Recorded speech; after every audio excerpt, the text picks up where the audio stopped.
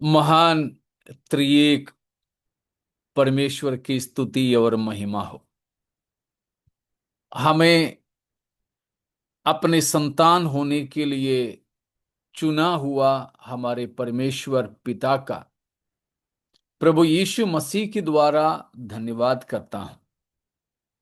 अपने मालिकपन के निशान के तौर पर अपने पवित्र आत्मा से हमें मोहरित किया हुआ परमेश्वर की जय जयकार हो। हमारे पापों को मिटाने के लिए अपना जीवन देने वाला प्रभु यीशु मसीह के नाम से आप सबको मसीही वंदना। जय मसीह की। हमें ये 2 दिन आज और कल खुदा के सम्मुख उपवास और प्रार्थना के साथ आने के लिए परमेश्वर ने मदद किया। अलग अलग जगहों से आप लोग भी हमारे साथ में जुड़े हैं। प्रभु आपको भी आशीष दे। ये जुलाई की महीना भी हमें छोड़ जा रही है। आखिरी शुक्रवार शाम की वक्त हम प्रभु के सम्मुख में हैं। कई बातों के लिए हमने प्रार्थना की। जैसे हर बार हम लोग रखते हैं वैसे इस बार के भी उपवास में हमने एक मुद्दा रखा है। इस बार एक कोई खास थीम, एक विषय रखने के बजाय प्रभु ने मन में जो प्रकाशित किया, सुबह मैंने बताया था, इब्रानियों की पत्री 12वां अध्याय का 14 से लेकर 17 तक की आयतों के अनुसार है। उन आयतों के अंदर परमेश्वर की आत्मा ने बताए हुए बातें हमारे व्यक्तिगत जीवन में, हमारी पारिवारिक जीवन में और हमारी कलीसियाई जीवन में लागू होने के लिए हम परमेश्वर से प्रार्थना करेंगे। उसी संबंध में हम कुछ बातों को मनन करेंगे। इसलिए आइए हम पहले पढ़ेंगे इब्रानियों 12:14 से 17 तक। Hebrews chapter 12 verses from 14 through 17। सबसे मेल मिलाप रखो और उस पवित्रता के खोजी हो जिसके बिना कोई प्रभु को कदापि न देखेगा। ध्यान से देखते रहो, ऐसा न हो कि कोई परमेश्वर के अनुग्रह से वंचित रह जाए या कोई कड़वी जड़ फूट कर कष्ट दे और उसके द्वारा बहुत से लोग अशुद्ध हो जाए। ऐसा न हो कि कोई जन व्यभिचारी या एसाव के समान अधर्मी हो जिसने एक बार के भोजन के बदले अपने पहलौठे का पद बेच डाला। तुम जानते हो कि बाद में जब उसने आशीष पानी चाही तो अयोग्य गिना गया और आंसू बहा बहा कर खोजने पर भी मन फिराव का अवसर उसे न मिला। Praise God। इधर जैसे सुबह भी मैंने बताया था, इब्रानियों 1 से 11 तक के अध्यायों में हम सैद्धांतिक बातों को देखते हैं। इब्रानियों 1 से 10 तक के अध्याय सैद्धांतिक है, डॉक्ट्रिनल है। 12 और 13 प्रैक्टिकल, व्यावहारिक है। और 11वां अध्याय इन दोनों को एक करता है, इसलिए उसको सैंडविच चैप्टर बोलते हैं। 1 से 10 तक के अध्यायों में बताए गए उपदेश के विषयों को और 12-13 अध्यायों के साधारण मसीही जीवन की बातों को जोड़ने वाला 11वां अध्याय। ये 12 अध्याय से मसीही जीवन कैसे जीना है उस बारे में बताया है। उसके लिए शुरुआत में ही प्रेरित बताता है हमको कैसे जीना है। उसके लिए दृष्टांत हमारे प्रभु यीशु मसीह है। हमको कैसे जीना है उसका नमूना हमारे प्रभु मसीह है। किसी भी मनुष्य को देख के उनकी जैसे बनने की कोशिश ना करें, क्योंकि हर मनुष्य कुछ न कुछ कमी घटी वाला है। यहां देखिए 11वां अध्याय में हाबेल से लेकर बहुत सारे पुराने नियम के जयवंत पवित्र लोगों का वर्णन किया गया है। फिर से बताऊं, सबसे पहला विश्वासी हाबेल से लेकर जयवंत जीवन बिताए हुए पवित्र लोगों के बारे में 11वां अध्याय में बताया गया है। लेकिन प्रेरित कहता है उनमें से कोई भी नहीं है हमारे लिए नमूना। उनमें से कोई नहीं। हां, they can motivate us, but the pattern to live the Christian life is not the Old Testament saints, nor any living or lived saints। अभी जीवित हो या पहले जीवित थे, ऐसा कोई भी संत, कोई भी पवित्र जन हमारे लिए मसीही जीवन का नमूना नहीं है। अवश्य है कि इन तमाम पवित्र लोगों से हम प्रेरणा पा सकेंगे, उत्तेजना पा सकेंगे। वे लोग भी हमारे समान मनुष्य थे। जैसे याकूब अपने 5वां अध्याय में एलिया के बारे में बताता है कि एलिया हमारे जैसा, बाकी बोलोगे? सुख दुख भोगी। हाँ, सुख दुख भोगी मनुष्य था। बिल्कुल बढ़िया। ഏലിയാവ് നമുക്ക് സമസ്വഭാവമുള്ള മനുഷ്യനായിരുന്നു। बिल्कुल हमारे जैसा ही था एलिया या हाबेल से लेके हर कोई। लेकिन उनसे हम उत्तेजना पाए, लेकिन हमारे लिए जो दृष्टांत है, पैटर्न है, नमूना है, बिल्कुल जिस ढांचे में हमको पढ़ना, वो प्रभु यीशु मसीह है। ये बात हमेशा याद रखें, क्योंकि किसी भी पुराने नियम के भी किसी भी मनुष्यों के जैसे बनने की कोशिश करोगे, उनका कोई कोई क्षेत्र उलझाने वाले पापों से ग्रसित होता है। पिछले बार हमने उसी वचन को सीखे थे, इब्रानियों 12 का पहले में जो बताया था, उलझाने वाले पाप से निपटना। तो हाबेल से लेके कोई भी हो, उन सबके जीवन में उलझाने वाले पाप है।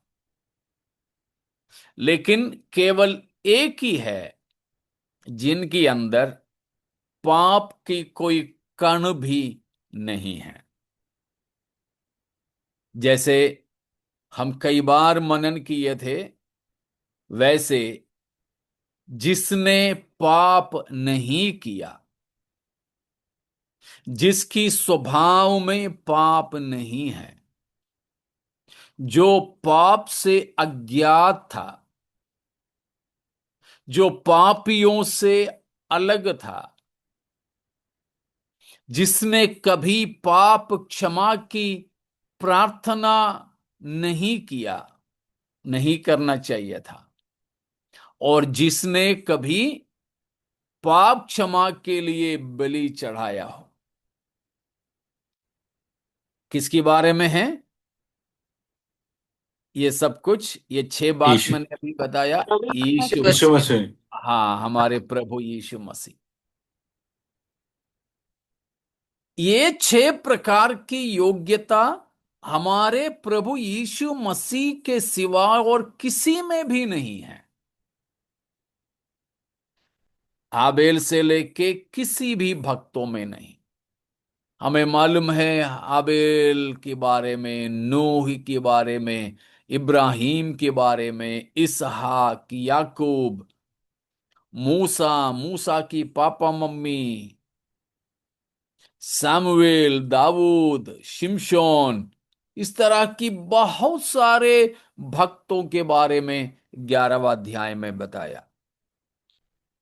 जरूर उनसे हम बहुत कुछ सीख सकते हैं, लेकिन जिसकी समान हमें बनना, उन किसी को हमारा एक मापदंड नहीं बनाना। मापदंड बनाना है तो सिर्फ एक ही है, वो हमारे प्रभु यीशु मसीह है। 12वां अध्याय में इसीलिए बताया है विश्वास के कर्ता और सिद्ध करने वाले यीशु। यीशु। यीशु की ओर ताकते रहे, जिसने उस आनंद के लिए जो उसके आगे धरा था, लज्जा की कुछ चिंता न करके क्रूस का दुख सहा और परमेश्वर के सिंहासन की दाहिनी ओर जा बैठा। तो विश्वास की कर्ता और सिद्ध करने वाला यीशु की ओर ताकते रहें, उस पर हम ध्यान दें, ध्यान दें, ताकते रहें।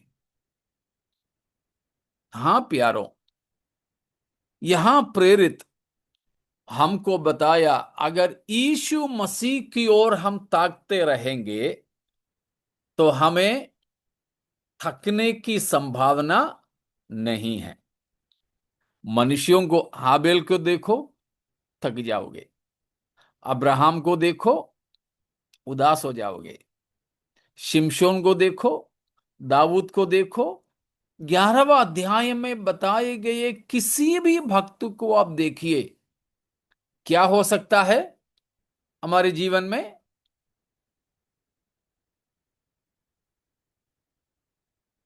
क्या हो सकता है हमारे जीवन में? गिरावट गिरावट आ गिरावट। गिरावट आ सकते हैं। देखिए 12वां अध्याय में पहले भी हम देख चुके हैं, लेकिन इस संदर्भ में एक और बार हम देखेंगे। पूरा नहीं, एक दो दृष्टांत ही आपके सामने मैं रखूंगा। कि अभी हमने पढ़ा हुआ वो वचन कि उसका तीसरा वचन को पढ़िए। इसलिए उस पर ध्यान करो, जिसने अपने विरोध में पापियों का इतना विरोध सह लिया कि तुम निराश होकर साहस न छोड़ दो। मनुष्यों को, किसी भक्तों को भी देखोगे तो संभावना है कि हम निराश हो जाएं और साहस छोड़ दें। क्या ऐसा मौका हमारे जीवन में नहीं आए, साहस छोड़ने का और निराश होने का? तो उस प्रकार नीचे को बताया है, हियाव छोड़ने का, निराश होने का, साहस छोड़ने का संभावना किसको देखने से हमें आ जाएगा? मनुष्यों को, भक्तों को भी देखने से। 11 अध्याय में बताए हुए तमाम विश्वास की शूरवीरों को देखने से भी यह संभव है। लेकिन हम यीशु मसीह की ओर देखें, मसीह की क्रूस की ओर देखें, किसी भी हालात में निराश होने का, साहस छोड़ने का कोई संभावना नहीं है। ये बात बड़े आनंद की है। हालेलुया। हम किसी भी मनुष्य की ओर देखो, ഏതൊരു മനുഷ്യനെ നാം നോക്കിയാലും, എത്ര ഭക്തന്മാരായവരെ, എബ്രായർ 11 അധ്യായത്തിൽ പറയുന്ന ഹാബയിൽ തുടങ്ങിയുള്ള വിശ്വാസ വീരന്മാരെ പോലും നാം നോക്കിയാൽ മടുത്തുപോകാൻ, ക്ഷീണിച്ചു പോകാൻ, മുഷിഞ്ഞു പോകാൻ ഒക്കെ സാധ്യതയുണ്ട്. എന്നാൽ നമ്മുടെ കർത്താവായ യേശുക്രിസ്തുവിനെ, അതും ക്രൂശിക്കപ്പെട്ട യേശുക്രിസ്തുവിനെ നോക്കിയാൽ ജീവിതത്തിലെ ഒരു സന്ദർഭത്തിലും നിരാശപ്പെടാൻ, ക്ഷീണിക്കാൻ, മടുത്തുപോകാൻ ഒരു സാധ്യതയുമില്ല. Praise God. तो यहां प्रेरित ये बात बता रहा है कि हम बिल्कुल भी हियाव नहीं छोड़ेंगे, निराश नहीं होंगे यदि हमने प्रभु यीशु को देख लिया तो। वो बात यहां पर प्रेरित हमें पहले बताया, और उसके बाद जैसे दिन में भी हम लोग मनन किए थे, यहां बता रहा है हमको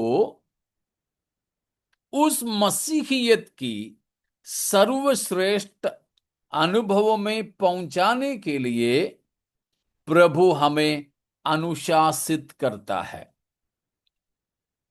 तो दूसरी बात, प्रेरित ये बात बता रहा है, our God is a God who disciplines us. हमको अनुशासन करने वाला परमेश्वर।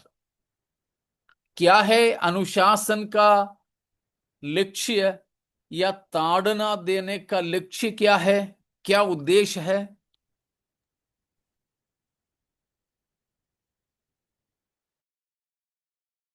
इससे प्रभु हमें ताड़ना देता है ताकि हम पवित्रता के भागी हो जाए। किसकी पवित्रता की? आधा मार्क मिला आपको, आधा और है उसमें। ईश्वर के परमेश्वर पिता की, उसकी पवित्रता के भागी। को अपने हाँ, खिलाया। दिस्वा पद को पढ़िए। वे तो अपनी अपनी समझ के अनुसार थोड़े दिनों के लिए ताड़ना करते थे, पर वह तो हमारे लाभ के लिए करता है कि हम भी उसकी पवित्रता के भागी हो जाए। परमेश्वर की पवित्रता की भागी हो जाए, ये उद्देश्य के साथ है प्रभु हमें ताड़ना देता है, अनुशासित करता है। जरूर, अगर हम प्रभु के प्रियजन हैं, हम अगर प्रभु के लिए प्यारे हैं, तो प्यारों, परमेश्वर अपना प्रेम हमें टॉफी देकर, चॉकलेट देकर प्रकट नहीं करता, छड़ी देकर के प्रकट करता है। अगर आप अपने जीवन में परमेश्वर के अनुशासन के पात्र बन जाते हो, अगर हम अपने जीवन में परमेश्वर से ताड़ना पाते हो, तो परमेश्वर अपना प्रेम को हमारे लिए प्रकट कर रहा है। लेकिन कई दफे हम लोग सोचते हैं कि हमें मिलने वाले मीठा मीठा चीजों में परमेश्वर का प्रेम प्रकट है। नहीं, नहीं, परंतु हमें प्रभु देने वाला ताड़ना में, हमें प्रभु देने वाले अनुशासन में परमेश्वर का प्रेम प्रकट है।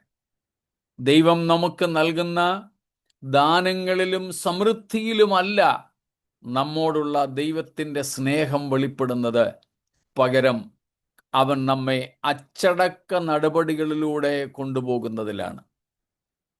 സ്തോത്രം. എബ്രായർ 12:5 മുതൽക്കതാണ് അപ്പോസ്തലൻ പറയുന്നത്. സ്തോത്രം. നമ്മോടുള്ള സ്നേഹത്തിന്റെ പ്രദർശനം ബാലശിക്ഷകളിലൂടെയാണ് ദൈവം നടത്തുന്നത്. परमेश्वर हमसे अपना प्रेम को प्रकट करता है ताड़नाओं के द्वारा, ताकि हम परमेश्वर के पवित्रताई की भागी हो जाए। ये बात बताने के बाद एक प्रेजेंट इंपरेटिव, वर्तमान काल में आदेश दिया है 14वीं आयत में। Verse 14 is a present imperative, एक आदेश है। क्या आदेश है? ए टू साइडेड इंपरेटिव, दो मुखी आदेश। वर्तमान काल में दुमुखी आदेश हमें दिया है 14वीं आयत में। क्या है? क्या करने का आदेश है? सबसे मेल मिलाप रखने का और पवित्रता की खोजी होने का आदेश है। Pursue two things, to pursue, दो चीजों की पीछा करने के लिए कहा है। दो चीजों का पीछा करने के लिए कहा। क्या क्या है? एक है मेल मिलाप, मेल मिलाप, और दूसरा है पवित्रता ही। पवित्रता। तो हमने 14 या 5वीं आयत से लेकर के देखा कि परमेश्वर हमें पवित्रताई के लिए ताड़ना दे देकर प्रशिक्षित कर रहे हैं। God is training us through chastisements to partaking with his holiness। अब बताता है, प्रभु हमको तो ताड़ना दे देकर पवित्रता की ओर ले चल तो रहे हैं, हमारा भी जिम्मेदारी है दो बात, हम भी उस पवित्रता की खोजी बने रहें। pursue holiness, pursue holiness and pursue peace। बताया है किसके साथ में? सबसे। सभी के साथ, सभी के साथ शांति बनाए रखो, मेल मिलाप रखो, मेल मिलाप रखो। मसीही जीवन के लिए एक आदेश है कि हम मेल मिलाप रखें। एक गाना है, मेरे पिता ये मेरी दुआ, यीशु के मानिंद मुझको बना। उसमें एक स्टैंजा, एक कड़ी ऐसा है, पाक रहूं मिलाप रखूं, जिसके सिवाय तू नहीं दिखता। पाक रहूं और मिलाप रखूं, जिसके सिवाय तू नहीं दिखता। ये वचन है। बताया है, गीतकार बताता है, प्रभु मैं पाक रहूं यानी पवित्र रहूं और मेल मिलाप रखूं।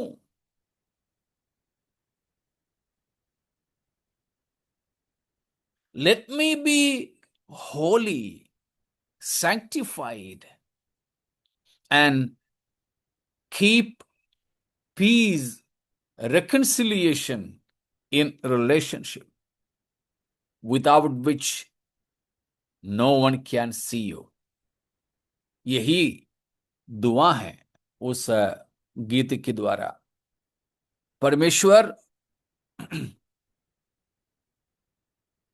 मुझे पवित्र रहने दे और सबसे मेल मिलाप रखने दे, जिसके सिवाय तू नहीं दिखता। यही 14वीं वचन में बताया है। इस पवित्रताई की बिना कोई परमेश्वर को कदापि देख नहीं पाओगे। तो ये दो बात की पीछा हमें करना है। बताया, परस्यू चेस आफ्टर, जैसे एक शिकारी शिकार करने के लिए एक जानवर की पीछे उसी को देखता देखता हुआ दौड़ा चला जाता है। आपने टीवी वगैरह में भी देखे होंगे, जंगल में लोग सफारी के लिए जाते हैं, जंगल में जानवरों को देखने जाते हैं। उन लोगों ने फोटो वीडियो वगैरह टीवी वगैरह में भी आता है, एनिमल प्लैनेट हो गया, नेशनल जियोग्राफिकल चैनल, ऐसे कई चीजों में मैंने कई साल पहले देखा हुआ चीज मुझे याद है। अगर एक शेर या सिंह एक हिरनी पर ध्यान रखा तो चारों तरफ में आने वाले और जानवरों पर कोई ध्यान नहीं रखेगा, वो एक ही के पीछे उसको पकड़ने तक दौड़ता दौड़ता रहता है। जंगली खरगोशों को पकड़ने के लिए कुछ लोग शिकारी कुत्तों को लेकर जाते हैं, लंबा पैर वाले बहुत दौड़ लगाने वाले कुत्ते, दो दो तीन तीन कुत्ते एक जंगली खरगोश को पकड़ने के लिए दौड़ते हैं, थकते नहीं उसको पकड़ने तक। वही बात यहां पर बताया है कि हम उस पवित्रता को प्राप्त करने तक उसकी पीछा करते रहें। pursue, chase after, इन दोनों चीजों के हम पीछा करने वाले हो। मतलब मसीही जीवन में शायद ही बड़े महत्वपूर्ण है, मगर उस महत्व ना दिया हुआ एक चीज मैंने पाया मसीही जीवन में बहुत महत्वपूर्ण है, लेकिन मसीही लोग उतना महत्व ना देने वाली एक बात मैंने पाया, वो है हेल्थी रिलेशनशिप,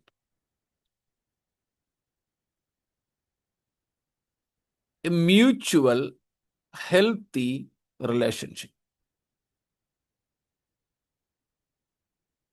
आपस में एक तंदुरुस्ती रिश्ते को बहुत कम लोग खासियत देते हैं,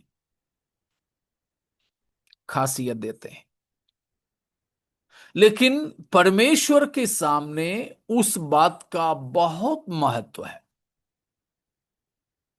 बहुत महत्व है। हम लोग नाराज होके प्रार्थना कर लेते हैं, हम गुस्से में आकर गीत गा लेते हैं, ताली बजाते हैं, अन्य अन्य भाषा बोल देते हैं, नाराज रहकर भी प्रभु भोज में भाग लेते हैं। लेकिन ना हो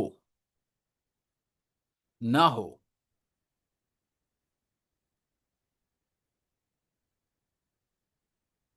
और किसी समय हम लोग कलीसिया में इस बात को मनन करेंगे, ट्रू वर्शिप के बारे में, सच्ची आराधना के बारे में।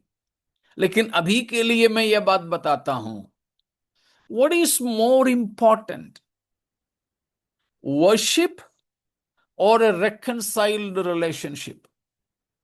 परमेश्वर इसमें से किसको ज्यादा महत्व देते हैं, आराधना को या मेल मिलाप के रिश्ते को? मेल मिलाप के मेल रिश्ते। मिलाप के रिश्ते को। बिल्कुल बिल्कुल। हम जानते हैं मत्ती के सुसमाचार में से 5 अध्याय,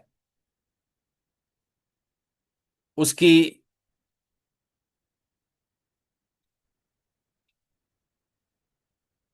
23 को पढ़ लीजिए। मैथ्यू 5:23। इसलिए यदि तू अपनी भेंट वेदी पर लाए इसलिए यदि हाँ, राधा पढ़ो बेटा। और वहां तू स्मरण करे कि तेरे भाई के मन में तेरे लिए कुछ विरोध है, तो अपनी भेंट वहीं वेदी के सामने छोड़ दे और जाकर पहले अपने भाई से मेल मिलाप कर, तब आकर अपनी भेंट चढ़ा। देखा, वर्शिप एंड रिलेशनशिप।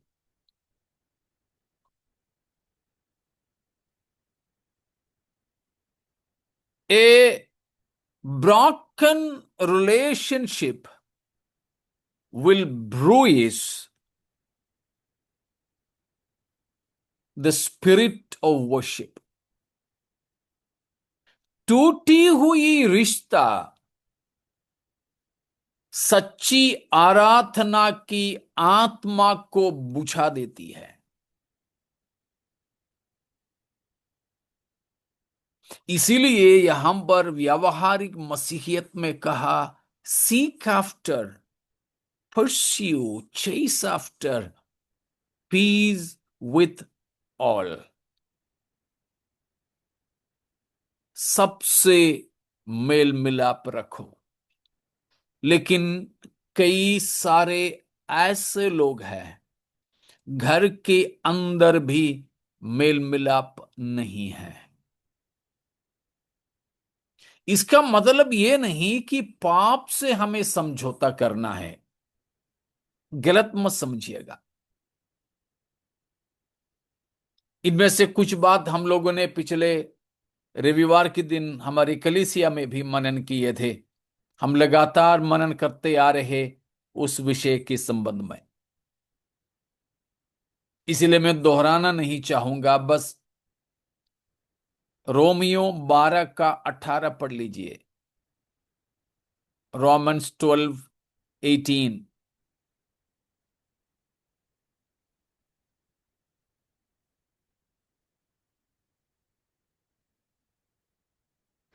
बारह। जहाँ तक हो सके तुम भरसक सब मनुष्य के साथ मेल मिलाप रखो। जहां तक हो सके, जहां तक हो सके।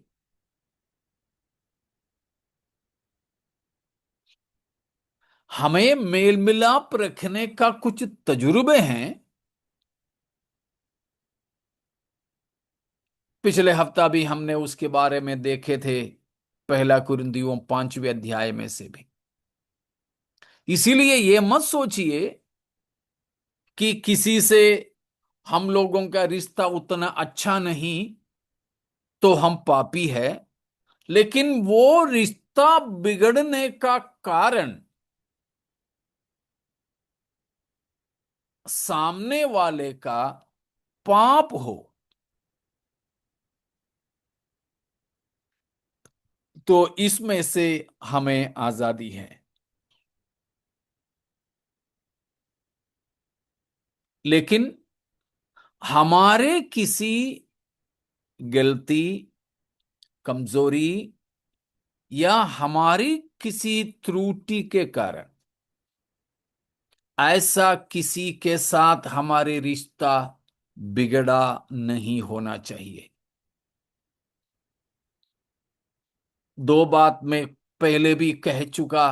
दो शब्द, दो शब्द ही नहीं हैं, बड़ी बात है वो दोनों। Apologise where it is required and forgive everyone whom God forgives।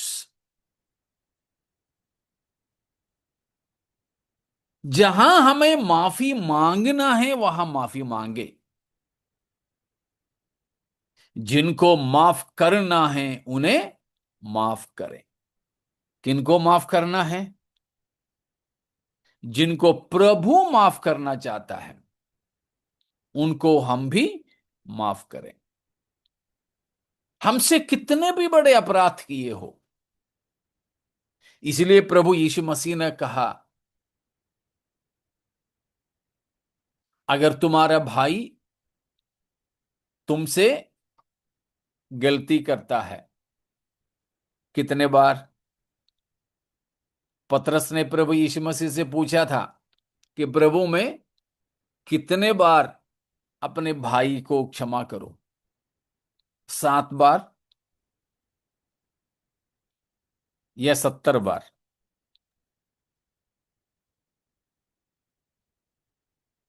70 बार। तो 70 सत- बार 7 बार 70। 7 के 70 गुना। 7 के 70 गुना। तो प्रभु ने क्या कहा? तुम्हारे भाई अगर तुमसे गलती करता है और हर बार आकर तुमसे माफी मांगता है, तो तुम क्या करना? उसे क्षमा करना। तो ये मेल मिलाप रखने की व्यवस्था है। उस व्यवस्था के अनुसार हमें हर किसी से मेल मिलाप रखना है, हर किसी से मेल मिलाप रखना है। प्यारो, हमारे जीवन में टूटी हुई रिश्ते होना नहीं। अगर किसी कारण किसी से हमारे रिश्ता टूट गए, तो यहां क्या बताया? Pursue peace. आपकी तरफ से, मेरी तरफ से पूरा पूरा कोशिश करें उस रिश्ते को फिर से जोड़ लें। उस रिश्ते को जो, उसके लिए कितना भी कीमत चुकाना पड़े। मैं फिर से बताता हूं, उसका मतलब यह नहीं कि पाप से हम समझौता करें, नहीं। बिल्कुल इन दोनों को अलग से समझिएगा। तो हम हमेशा शांति की, मेल मिलाप की खोजी बन जाए।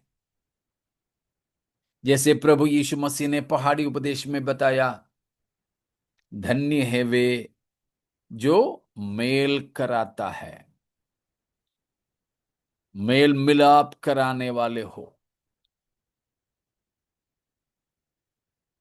उसके लिए मैं क्या करूं? व्यक्तिगत तौर पर घाटा उठाने के लिए तैयार हो। व्यक्तिगत तौर पर घाटा उठाने के लिए तैयार हो। देखिए, पहला पत्रस 3 का 19वां पद,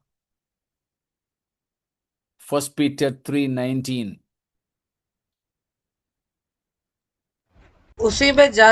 उसने जाकर कैदी आत्माओं को भी प्रचार किया, जिन्होंने रुकिए उस रुकिए बीते। रुकिए रुकिए, वो नहीं है। 18। 18 है। इसलिए कि मसीह ने भी, अर्थात अधर्मियों के लिए धर्मी ने, पापों के कारण एक बार दुख उठाया, ताकि हमें परमेश्वर के पास पहुंचाए। वह शरीर के भाव से तो घात किया गया, पर आत्मा के भाव से जिलाया गया। नहीं नहीं, दूसरा अध्याय का है, दूसरा अध्याय का 19वां पद है। सॉरी, 3 का नहीं, 2 का 19। क्योंकि यदि कोई परमेश्वर का विचार करके अन्याय से दुख उठाता हुआ क्लेश सहता है, तो यह सुहावना है। क्योंकि यदि तुमने अपराध करके बस घुसे। बस बस, क्या बताया है?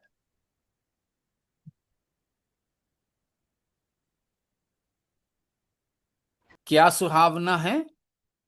यदि कोई परमेश्वर का विचार करके अन्याय से दुख उठाता है। मेरे से आपने किसी ने अन्याय किया,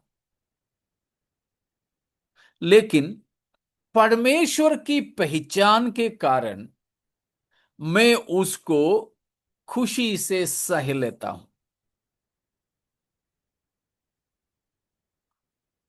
और हमारे रिश्ते को बिगड़ने नहीं दिया। मुझसे अन्याय करने वाले से भी मैं प्यार करूं, वो परमेश्वर के सामने बड़े कमाई है, सुहावने हैं।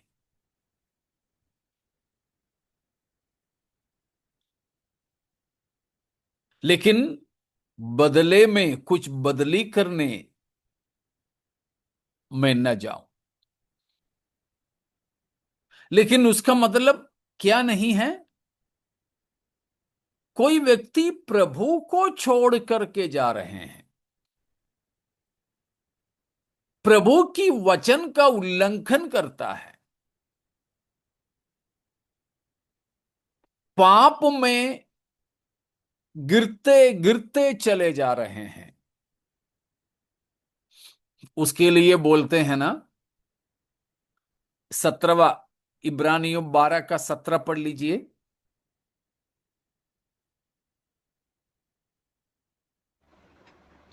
तुम जानते हो कि बाद में जब उसने आशीष पानी चाही तो अयोग्य गिना गया और आंसू बहा बहा कर खोजने पर भी मन फिराव का अवसर उसे न मिला। उसको क्या बोलते हैं मालूम? Point of no return. ये 17वां पद है, पॉइंट ऑफ नो रिटर्न। मतलब वापस आने का संभावना ही नहीं है, वापस आने का संभावना ही नहीं है। 15वां पद भी पढ़ लीजिए, 15 भी। ध्यान से देखते रहो, ऐसा ना हो कि कोई परमेश्वर के अनुग्रह से वंचित रह जाए या कोई कड़वी जड़ फूट कर कष्ट बस दे। बस, रुको रुको, उसका पहला हिस्सा ही हम लेंगे।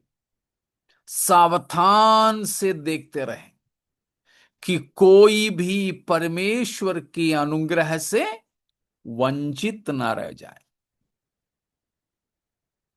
तो 15 का शुरुआत और 17वां वचन, इब्रानियों 12 का 15 का शुरुआत और 17वां वचन मिलाकर है point of no return, no possibility of repentance, no possibility of rectification,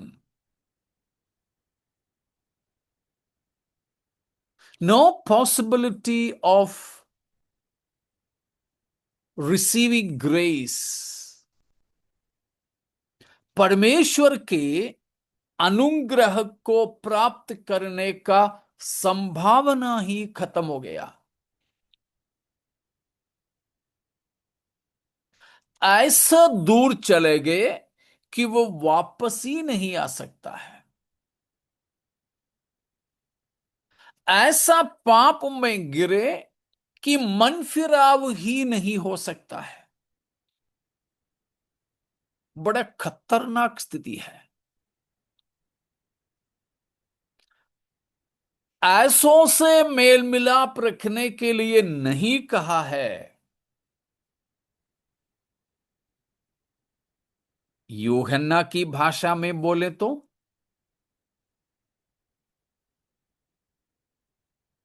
किसी को मन में खिल रहा है वो बात, यूहन्ना की भाषा इसी संबंध में। पाप जो मृत्यु उत्पन्न करते हैं। हाँ बिल्कुल बेटा।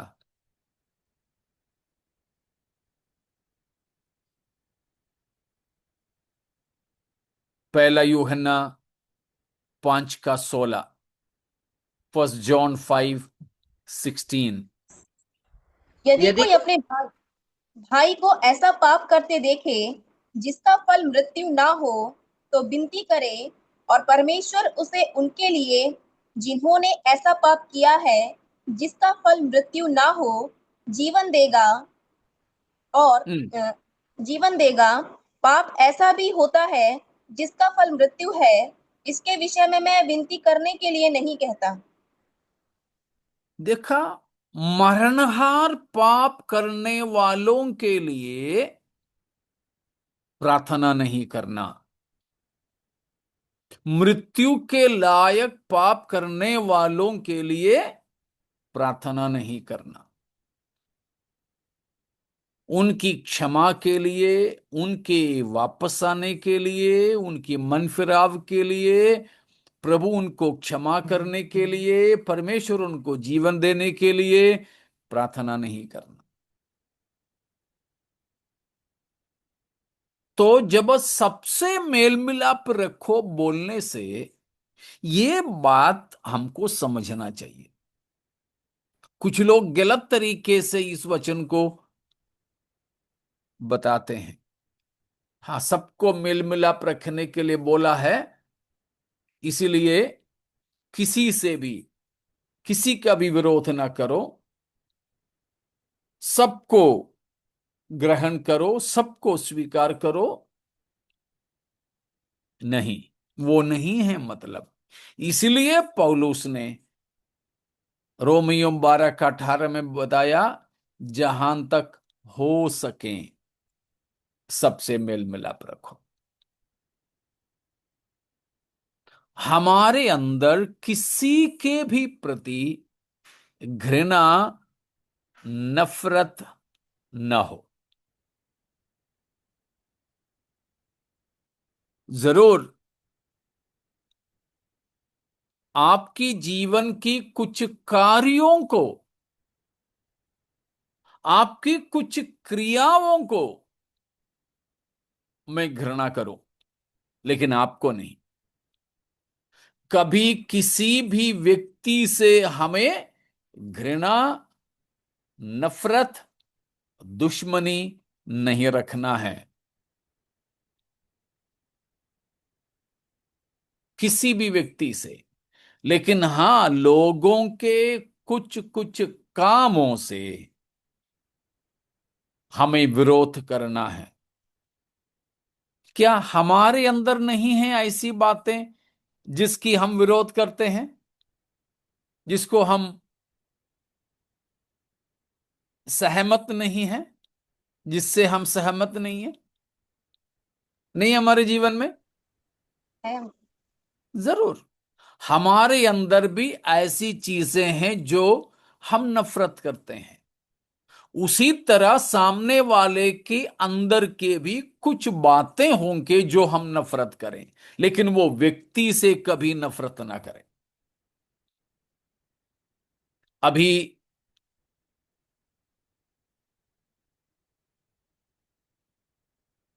आप लोगों ने अखबार में पढ़े होंगे, कुछ साल पहले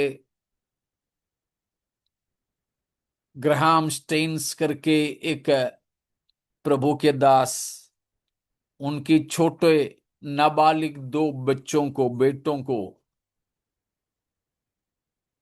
जिंदा जिंदा जलाने वाला दारा सिंह अब कैद से बाहर आ रहा है। उसके लिए रिपोर्ट ये दिया गया है कि कचहरी में, कोर्ट में, जेल में उनका अच्छा जीवनचर्या की वजह से, മലയാളം में बोलते हैं നല്ല നടപ്പ്, ജയിലിലെ നല്ല നടപ്പ് കൊണ്ട് ശിക്ഷ വെട്ടിക്കുറച്ച് ഗ്രഹാം സ്റ്റെയിൻസിനെയും കൊച്ചു കുഞ്ഞുങ്ങളെയും ജീവനോടെ കത്തിച്ചു കൊന്ന മനുഷ്യനെ പുറത്തുവിടുക। मसीह लोगों के विरोध करने वालों से या सताने वालों से शायद हमारे अंदर एक घृणा, एक नफरत, एक दुश्मनी हो सकता है, लेकिन उनकी उस कर्म से नफरत करें, लेकिन वो करने वाले लोगों से नहीं, उनकी व्यक्ति से नहीं। No person should be hated. अगर ऐसा किसी के भी प्रति हमारे अंदर वो कड़वाहट है, उसे हमारे अंदर से निकाल देना है, निकाल देना है। हमारे प्रभु यीशु मसीह है इसके लिए भी हमारा नमूना। जब पौन इंच मोटा, करीब 9 इंच लंबे लोहे की खीले मसीह के कच्चा कच्चा शरीर में ठोक ठोक करके क्रूस के साथ मसीह को बिठा रहे थे, उस कठिन दर्द की समय भी मसीह को पकड़वाने वाला व्यक्ति के साथ या मसीह को मृत्यु दंड की मांग रखने वाले यहूदियों के साथ कोई पाप नहीं है करके 3 बार बोलते बोलते हुए भी क्रूस पर चढ़ाने के लिए त्याग दिए पिलातुस से भी मसीह ने कोई नफरत नहीं रखा। गब्बता से गोलगोता तक मार मार के पीट पीट करके मसीह को क्रूस पर चढ़ाने के लिए लाए उन सिपाहियों से, उनके अधिकारियों से मसीह ने नफरत नहीं रखा।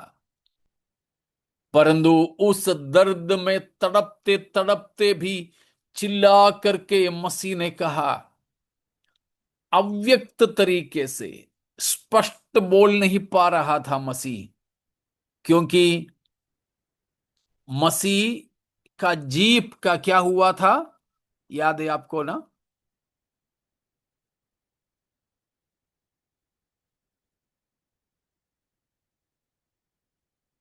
प्यासा होकर के तालू में चिपक गया था। भजन 22 का 14वीं आयत में लिखा है, मसीह का जीभ प्यासा होकर, मुंह पूरा सूख कर, डिहाइड्रेट होकर, शरीर का पूरा पानी बह जाने के कारण और अत्यंत मानसिक पीड़ा के कारण जीभ तो तालू में चिपक गया था। 14वीं आयत है ना कि 15 है? नहीं देखा। 15। 15 है, पढ़ लीजिए। मेरा बल टूट गया, मैं ठिकरा हो गया, और मेरी जीभ मेरे तालू से चिपक गई, और तू मुझे मारकर मिट्टी में मिला देता है। देखा, मेरे जीभ मेरी तालू से चिपक गई। इसलिए यीशु मसीह क्रूस पर जो जो बातें बोला उतना स्पष्ट नहीं था। जीभ सूखने के बाद, मुंह सूखने के बाद अपन बोलते हैं तो बराबर साफ नहीं होता ना वैसे।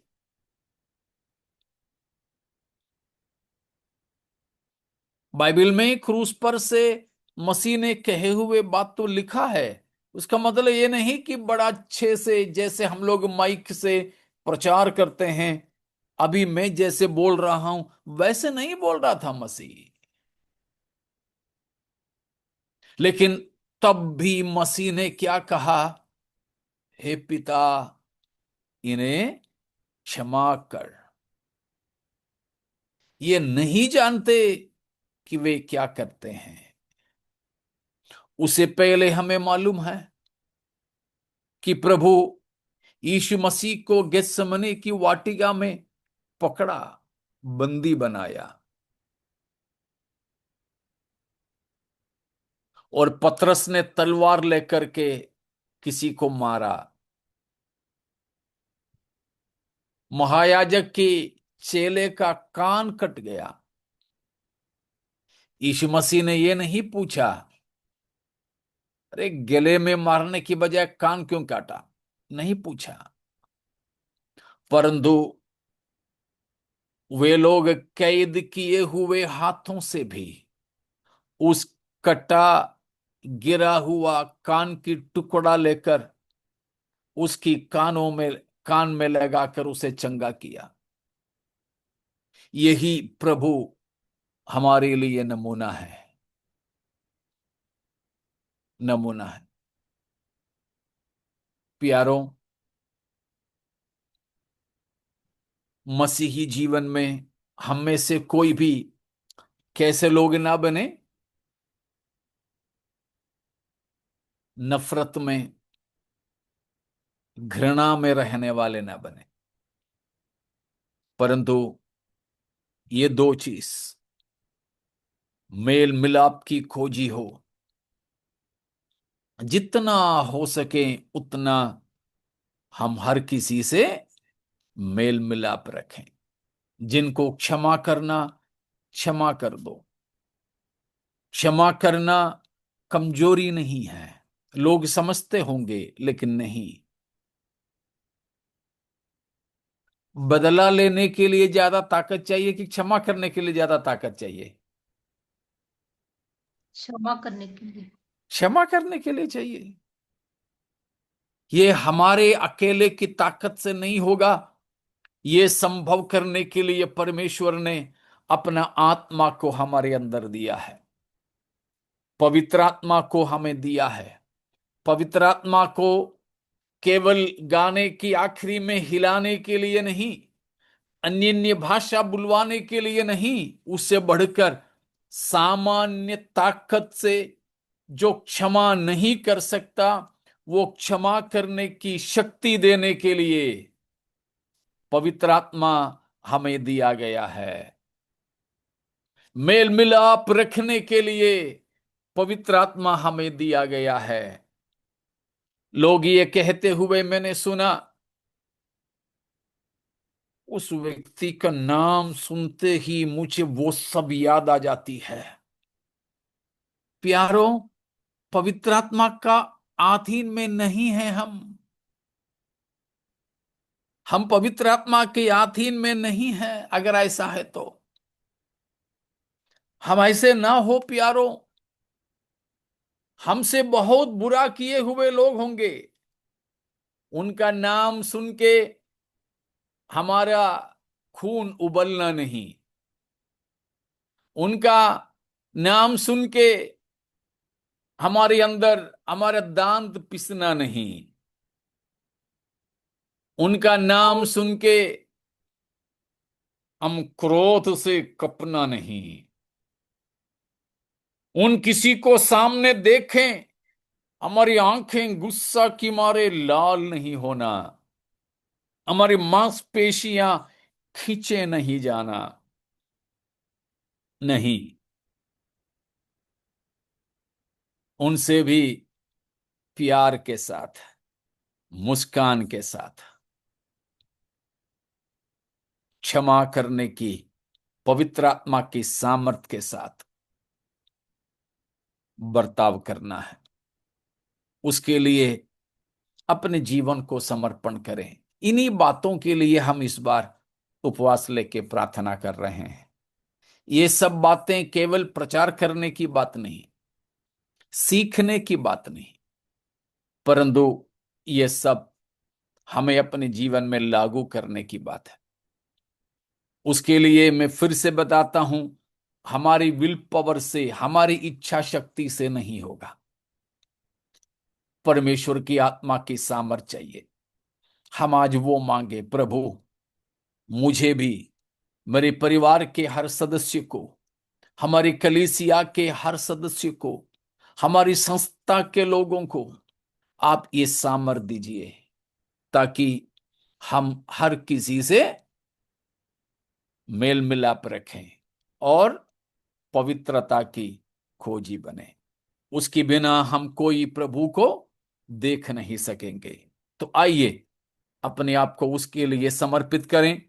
बाकी भाग प्रभु चाहें तो कल सुबह मनन करेंगे। परमेश्वर इन वचनों के द्वारा हमें आशीष